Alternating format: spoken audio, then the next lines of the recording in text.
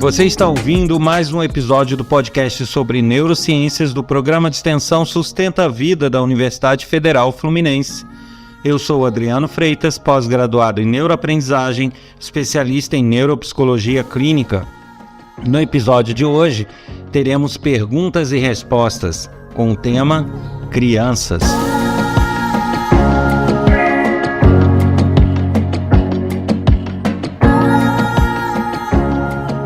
Como eu sempre faço, eu volto a lembrar aqui do livro disponível na Amazon, Neurociência e Educação Entendendo o Mecanismo. Também gostaria de lembrar aqui do aplicativo disponível gratuitamente na Google Play Store, o Treebase, que vai estar o nome aqui na descrição, como eu sempre faço. E também lembro do canal do YouTube, para quem gosta dessas informações, de curiosidades, de vários assuntos referentes ao nosso comportamento, ao nosso cérebro. Lembrar aqui do meu canal no YouTube, que é só me procurar lá, Adriano Freitas Neurociências, vão encontrar o canal. Aí clica no sininho, se inscreve, que sempre que houver novidade vocês serão comunicados. Tem bastante material bacana lá, palestras, trechos de aula e afins.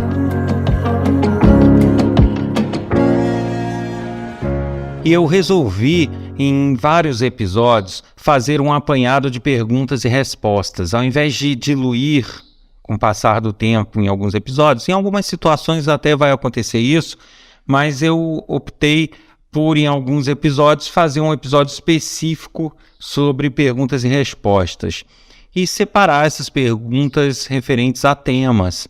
Eu acho que fica mais interessante até para as pessoas localizarem e sanarem suas dúvidas. Então eu reuni no episódio de hoje algumas perguntas que chegaram sobre crianças, sobre vários assuntos que eu falei no tocante à criação, ao desenvolvimento infantil. Então eu vou começar aqui com uma pergunta da Andréia, de São Paulo, que diz o seguinte, eu vou trocar as palavras aqui por resumir, mas ela conta um pouco a história lá do filho dela, e fala sobre aquela questão que eu falei do conversar com a criança muito nova não resolve, né? Que o que resolve com a criança mais nova é aquele conceito de premiação e punição. Então ela cita isso e diz, mas existem vários métodos, até de pessoas famosas, profissionais famosos, que recomendam isso, né? Sentar, conversar, explicar o tempo todo quando a criança faz algo errado, para que ela aprenda e vá crescendo com esse desenvolvimento. Ela cita até aquele cantinho para pensar, né? Onde o método que ela adota lá é de conversar e depois deixar um tempinho, nada muito longo, para que ela reflita sobre o que foi dito. Pois bem, então ela pergunta, então nada desses métodos funciona? Nada desses métodos é certo? Bem, eu devo fazer um esclarecimento aqui. Tudo que eu falo com enfoque e com o ponto de vista das neurociências e com base nos estudos das neurociências, que são o quê? Estudos que em laboratório, através de outros métodos, se faz do cérebro humano, por tabela, seu comportamento em função do funcionamento da máquina do cérebro. E eu tenho que deixar claro que alguns outros estudos, como por exemplo da psicologia e de outras áreas referentes ao comportamento humano, nem sempre são estudos laboratoriais, estudos clínicos, estudos fisiológicos, neurobiológicos. O que eu quero dizer com isso? Que algumas teorias da psicologia, por exemplo, elas são teóricas, elas são estudadas e são avaliadas com base estatística. Isso significa que são feitos aqueles procedimentos científicos de isolamento de grupo e etc. Porém, você avalia o resultado com base no que foi feito. Então, se adota uma determinada metodologia e se analisa esse resultado estatisticamente, em que percentual sofreu modificação, em que percentual de crianças houve um resultado satisfatório. E aí, com base nesse tipo de estudo, são embasadas ou não, ou são recomendadas ou não. Veja bem, eu não posso dizer que são erradas, porque estatisticamente elas demonstram alguns resultados. Porém, alguns outros estudos, justamente ligados às neurociências, indicam que muitas coisas que às vezes se tem um resultado estatístico, muitas vezes não são exatamente pelo motivo da teoria que foi aplicada. Vou tentar exemplificar aqui para vocês entenderem. Então você tem um grupo de crianças que faz alguma coisa errada e daí você chama ela num canto, abaixa na altura dela, tem aquela conversa explicando tudo para ela, fala tudo que ela fez de errado, o que vai acontecer, o que não vai, o que as pessoas acham disso, o que não acham. Aí depois de dar aquele papo com ela, você vai lá, deixa ela num cantinho um tempo para ela refletir, beleza. Então, estatisticamente, se você for comparar com crianças onde isso não é feito, realmente vai ter um resultado mais satisfatório do que não fazer. Agora, isso significa que foi porque ela entendeu tudo que você falou e realizou isso dentro do cérebro dela? Não necessariamente. Tá? Por quê? Existem outros fatores aí envolvidos que a gente precisa analisar. Por exemplo, aquilo ali, ele pode para a criança se tornar tão chato, tão enfadonho, tão monótono, tão irritante para ela, que isso acaba sendo visto pelo cérebro dela como uma punição. E aí a gente cai no estudo da neurociência. Então, às vezes é uma forma diferente de aplicar uma punição. Então, muitas vezes ela evita certos comportamentos que geram isso, não porque ela entendeu o que você falou, não porque ela realizou isso, mas pura e simplesmente porque aquilo está chato, porque aquilo incomoda ela, porque aquilo para o cérebro dela é uma punição. Ela ficar te ouvindo, blá, blá, blá, blá, blá, blá, blá, e depois ainda tem que ficar um tempo sentado ali sem poder ver televisão nem nada. Então, isso realmente talvez corrobore a teoria estatística dessa conversa, porque realmente, se você fizer, por mais que você isole variáveis, você não consegue isolar isso. Como que você vai saber se o resultado se deu porque o cérebro dela está achando monótono e chato, ou se deu porque ela realizou o que você falou? Percebem? Só que existem estudos mais consistentes, porque a neurociência lida com ressonância funcional, com laboratórios, com coisas mais concretas do que meras estatísticas. Então, ela consegue embasar alguns estudos um pouco mais, de forma neurobiológica. E aí eu diria, nesse caso, por exemplo, nesse exemplo que eu citei, que, de fato, a tendência é que funcione justamente por esse incômodo que essa situação causa em algumas crianças. Tá? Apesar de que muitos vão poder dizer que mesmo fazendo isso, a criança volta a ser recorrente naquele problema. Ela não necessariamente melhora naquilo. Então, isso daí deixa claro que um ano não é matemático, que a gente tem muito que estudar, mas só para esclarecer a sua dúvida, Andréia, isso não significa, então, que funciona por causa do que você pensa que funciona. Tá? A gente precisa, antes de afirmar qualquer coisa, ter mais informações. Óbvio que por mais que você tenha contado algumas situações, cada caso é um caso, cada ser humano é um ser humano. Como eu já cansei de falar, no geral as crianças reagem dessa forma, porém não é impossível que haja uma criança com córtex mais amadurecido, mais preparado e mais ativo numa idade mais jovem, né? Então, assim, eu estou falando de forma genérica, de forma geral, mas a tendência é essa, que algumas coisas que se tenha como funcionais funcionem justamente por outros motivos. Então, em resumo da história, eu não posso dizer que essas teorias ou esses estudos da psicologia ou de outras áreas são errados. Eles não estão errados. Porque se você faz e chega a um resultado que é o que se espera e é o que se gostaria, você tem uma técnica que funciona. A gente não pode dizer que a técnica é errada, a técnica é correta, porque é feito e, através de estudos estatísticos, se chegou à conclusão de que funciona. Agora, funciona em maior ou menor grau, dependendo do tipo de técnica. No caso dessa conversa, a gente vai ver que o nível de eficiência dela nunca vai ser o nível de eficiência de uma punição e prêmio, como eu já expliquei, pura e simplesmente. Então, ela vai ter um grau de eficiência menor, mas mesmo assim vai ter um grau de eficiência. E esse grau de eficiência a gente não pode inferir, a gente não pode afirmar que seja pelos motivos que se diz, o motivo da conversa, o motivo do entendimento e da realização dessa conversa. Então, a gente não pode dizer que é errado porque gera resultado. Mas o que a gente pode acrescentar é que talvez os motivos sejam outros no seu caso.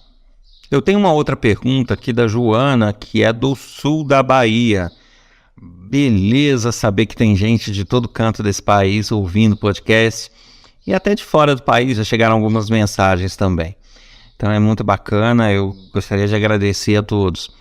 Agora, Joana, vamos lá. A sua pergunta se refere à questão da motivação, que eu deixei claro em alguns episódios, e eu costumo falar isso sempre em curso, que a motivação ela é gerada quando o cérebro vê uma possibilidade de realizar corretamente alguma coisa.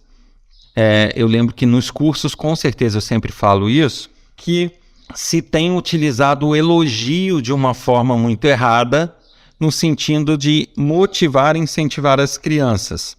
E eu falo isso, que as crianças não devem receber elogios nos momentos errados, ou receber elogios por qualquer coisa, que isso realmente acaba abrandando o mecanismo de motivação advindo do elogio, porque na verdade o elogio é uma grande arma, é um grande mecanismo a ser explorado e utilizado para se obter motivação e para se obter a vontade de fazer alguma coisa.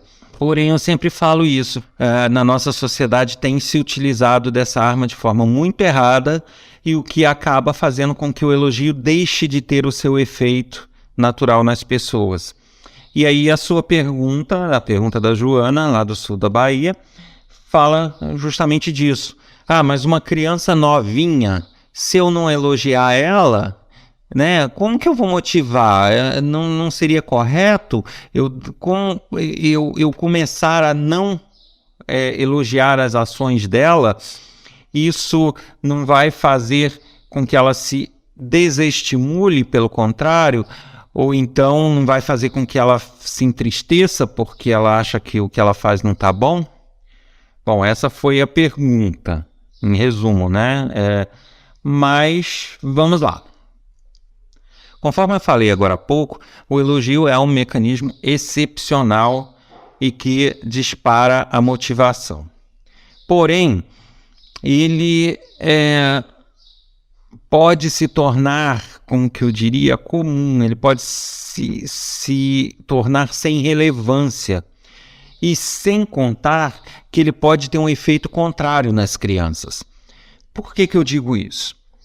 Quando uma criança é criada e educada de forma a obter elogios em momentos bem específicos, bem pontuais, e quando notadamente ela se esforçou e deu o melhor dela para aquela tarefa, ótimo, isso vai ter um peso fantástico para ela, porque sempre que ela receber um elogio, ela vai ter aquela dopamina que vai indicar para ela, poxa, que maravilha, seu esforço valeu a pena, você fez tudo certo. Agora imagine uma coisa, aí a professora vai lá e faz um carimbinho escrito lindo, maravilhoso, adorei, muito bom, como as professoras costumam fazer na base do carimbinho hoje em dia. E aí a criança vai lá, não está com saco de fazer a pintura que a professora pediu, pinte isso daqui. Ela vai lá, rabisca aquele troço de qualquer maneira, porque todo mundo acha que criança Não, criança é pura, criança não pode ser mau caráter, criança não pode ser maliciosa. Claro que pode, eu já expliquei isso num outro episódio. Então, falando popularmente, uma criança não está com saco de realizar uma atividade da professora. A professora pede para colorir, ela rabisca aquele troço de qualquer maneira para se ver livre e brincar. Aí, quando ele vai pegar de volta a folha, tá lá com o carimbinho da professora. Lindo, adorei, maravilhoso. Tá? O que isso vai significar para o cérebro daquela criança? Primeiro, para que eu vou me esforçar se eu consigo a mesma coisa que os outros conseguem se esforçando? O cérebro humano, por natureza, ele sempre vai buscar o menor esforço. Isso é a natureza do nosso cérebro. São casos raros que são o contrário. Então, se ele pode realizar uma tarefa e obter um resultado com esforço X, ele não vai fazer com esforço Y, que é maior, só porque ele quer fazer ou porque fica mais bonito. Se o resultado é o mesmo, ele vai usar o menor esforço. Isso é uma tendência natural humana. Então, se ele, num dia que ele estava sem saco, ele rabiscou o troço de qualquer maneira e conseguiu um retorno, um feedback, que é igual das outras crianças que se mataram para fazer o troço, e aí? Eu não vou me esforçar para isso. Para que eu vou me esforçar? Ele vai entrar nessa de sempre fazer de qualquer maneira para poder brincar logo. Simples assim. Então, isso na verdade não motiva a criança. Isso confirma algumas situações onde ela se usa de artifícios para resolver as questões. Este é um ponto. O outro ponto. Imagina o seguinte, uma criança rabiscou o desenho, em 5 minutos entregou para a professora e foi brincar. A outra criança perdeu 1 hora fazendo o desenho, ou colorindo como a professora pediu, caprichou, se esforçou. E depois essa criança que se esforçou percebe, o cérebro dela analisando a situação, percebe que ela teve o mesmo feedback do outro que ficou brincando e isso, em 5 minutos rabiscou de qualquer maneira. O que isso vai motivar nessa criança? Nada. Pelo contrário, isso vai gerar o efeito totalmente oposto. Ele vai desestimular a pessoa a da próxima vez caprichar. Por que eu vou dar o meu melhor? Por que eu vou perder 1 hora aqui desenhando no capricho, se aquela outra criança lá fez em 5 minutinhos rapidinho, tá brincando, tá se divertindo o tempo todo, eu não tô me divertindo, e no final a gente teve os mesmos resultados. Então, o cérebro dela não vai motivar ela a nada. O cérebro dela vai, pelo contrário, motivar ela a fazer igual o outro, a terminar rapidinho para ir brincar. Então, realmente é o segundo ponto. E aí a gente, por enquanto, só está vendo que só tem desvantagem, certo? Bom, tirando isso tudo, ainda existe uma outra situação, que é o seguinte, o nosso cérebro, ele vai, não é bem esse o termo, mas ele vai se calibrando, se ajustando com o passar do tempo e com o passar das situações. Então, se tudo que eu faço gera um feedback maravilhoso, um feedback de elogio, aquilo vai se tornando para mim muito usual, muito comum e passa a ter pouco peso para mim, porque é o meu normal. E aí eu entro numa situação do tipo, tudo que eu faço é bom. Tudo que eu faço, basta eu fazer que está satisfatório. Eu não preciso ir além. Eu não preciso avançar as fronteiras, eu não preciso ultrapassar as barreiras que eu tenho. Basta eu fazer o que eu faço todo dia e eu vou ser elogiado e eu vou ter bons feedbacks. Isso também não vai motivar ninguém, porque a pessoa vai entrar numa zona de conforto, tudo que ela faz sempre igual, vai ser sempre motivo de elogio. E aí, acabou. Qual é a vantagem de eu ter que me esforçar mais, ou ter que sair da minha zona de conforto, ou ter que estudar mais, ou ter que perder mais tempo com aquilo ali? Então, no final, a pessoa se habitua com esses elogios. Então, qual seria o correto? A pessoa realmente saber quando ela fez o comum, quando ela não se esforçou e quando de fato o esforço dela precisa ser recompensado com um elogio. Então, por isso é que eu falo que a motivação através do elogio tem sido erroneamente utilizada. As nossas crianças, desde quando nascem, só escutam elogios até uma certa idade. É elogio o tempo todo. Rabiscou, ah, que lindo. Aí fez uma lambança lá com a tinta, ah, que lindo. Ah, não sei o que, ah, que bonito. Às vezes o troço foi feito de qualquer maneira, tá uma bomba, e você, que lindo, que maravilhoso. Acabou, você não vai ter motivação. Você vai ter uma criança que vai crescer se achando o máximo, se achando que tudo que ela faz é bom. E não é. Quando as pessoas começarem a mostrar para ela que ela também faz coisas erradas e ruins, pronto. Então, um grande segredo para saber quando um elogio é benéfico ou não é o seguinte: você sempre atrelar o elogio não propriamente ao resultado, mas o que levou àquele resultado. Se você percebe que ela está superando os limites dela e ela está realmente se esforçando, ela merece um elogio verdadeiro.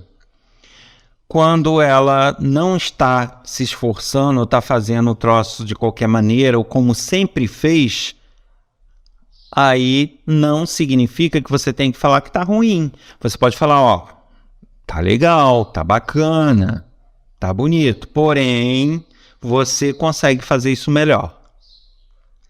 Eu gostei, mas tem jeito disso ficar melhor. Na próxima vez, dá um capricho que a gente vai até pendurar na parede. Pronto. Aí quando ela de fato você perceber, poxa, então eu vou caprichar que ela vai pendurar na parede. Aí dá o máximo dela e realmente consegue fazer que seja um tracinho melhor. Aí sim você cobra. Agora sim, agora olha só que maravilha. Vou colocar aqui na parede para todo mundo ver e tudo. Então aí sim você está motivando. Não é falar lindo, maravilhoso para tudo. Até porque existe uma outra questão envolvida aí. O nosso cérebro, desde criança, desde quando a criança sai do útero da mãe, ele é uma máquina analítica. Isso significa que não é que a gente fica raciocinando e fazendo análises profundas, não é isso. Mas ele em si é uma máquina que recebe estímulo o tempo inteiro, tem que trabalhar com esses estímulos, analisar, gerar comportamentos. Então ele está o tempo todo analisando situações.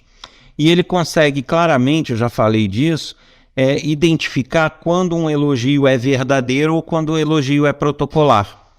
Aquele elogio que não é verdadeiro, ah, tá, filho, lindo. Ah, tá, maravilha. Ah, é, legal. Ah, bonito.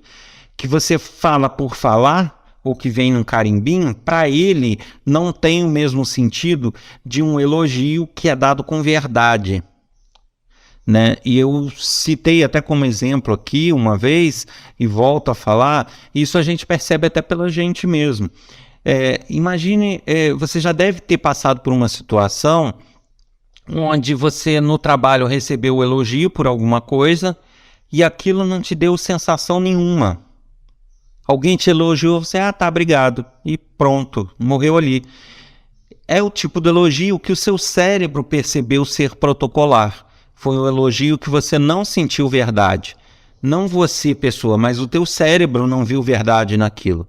E aí não te causou nada, absolutamente nada. Agora, você já deve ter recebido algum tipo de elogio que de repente você recebeu aquele elogio e você se sentiu feliz, você se sentiu realizada, você se sentiu alegre, você se sentiu satisfeita, né? Deu aquela mexida com você. Por que há essas duas reações ao elogio? Porque em um tipo de elogio ele foi protocolar. No outro tipo de elogio, o teu cérebro percebeu verdade. Aí a dopamina age, você se sente satisfeita, feliz, alegre, contente, quando recebe o elogio. Então, esse elogio é considerado verdadeiro. E o nosso cérebro, assim como eu dei esse exemplo dessas sensações que você percebe, isso é desde a criança. Tem elogio que a criança não está nem aí. E tem elogio que para ela faz toda a diferença. O cérebro dela consegue, em dado momento, saber até que ponto o elogio foi de verdade e até que ponto não foi de verdade. Foi protocolar. Então isso é um outro fator que, somado ao que eu já falei, faz com que a gente chegue ao seguinte resumo da história. O elogio é uma arma fantástica, de fato, mas tem duas regras aí, para que ele não se perca e que você use ele como uma grande arma que é e tenha bons resultados. Primeiro, ele jamais deveria ser protocolar, através de um carimbinho ou aquele lindo, né, que foi dado de qualquer maneira. Jamais deveria ser assim. Se for para elogiar de qualquer maneira, é preferível não elogiar. Se for para elogiar alguém, que seja com verdade. Aí você quase não elogia, mas quando você elogia, a pessoa percebe que é de verdade, faz toda a diferença. Então essa é a primeira regra, nunca elogie protocolarmente. Tá? Omita, sorria, faça qualquer outra coisa, mas elogiar somente com verdade, quando aquilo vier de dentro e for verdadeiro. E a segunda regra, elogie nos momentos certos. Nos momentos certos. Né? Um outro exemplo aqui que eu costumo dar também nos cursos é o seguinte: às vezes você tem um aluno aí já maiorzinho que faz provas de matemática e de repente tira 20, 20, 30, 20, 30. Aí num dia ele tirou 40. Cara, é motivo para você elogiar mais do que quem tira sempre 100. Por quê? Para quem tira sempre 100, é uma indicação de que a pessoa já tende a ser de exatas, já compreende melhor o assunto, tem uma facilidade maior, então para ela aquilo passa a ser comum, é o padrão dela. Agora, uma pessoa que está no 20, 30, 20, 30, 25, 30, é uma pessoa que nota-se que ela naturalmente, por mais que ela se esforce, tem uma dificuldade maior para a área de exatas. Ela pode ser uma pessoa que vai vir a ser de humanas ou de outras áreas. Então é uma pessoa que já tem uma dificuldade natural e que você percebe que por mais que se esforce, ela não sai daquilo. O padrão dela não é igual ao padrão da outra que tira 100. Mas aí um dia ela se esforça tanto que ela sai do 20 e chega no 40. Ela chegou no ideal? Não. Ela chegou no ótimo? Não. Ela está igual ao outro que tirou 100? Não. Mas ela se superou. E aí sim é o momento certo do elogio. Tá? Porque aí você está sinalizando para ela, através de um elogio verdadeiro, que olha, cara, você tem mais para melhorar ainda. Sim, mas poxa, foi fantástico, você progrediu, você saiu do seu padrão, da sua zona de conforto, se esforçou e chegou num objetivo maior. E isso sim tem que ser engrandecido, não aquele 100 comum de quem já é o padrão tirar 100. Percebem? Então quem tira 100 todo dia não está se superando, está mantendo um padrão. Agora, quem do 20 sai para o 40 está se superando sim. E aí sim merece um elogio verdadeiro. Nesse episódio a gente fica aqui com essas duas dúvidas e de vez em quando vocês vão ver que eu vou voltar com outros episódios tratando de dúvidas e cada hora um assunto: crianças, comportamento, decisões e por aí vai.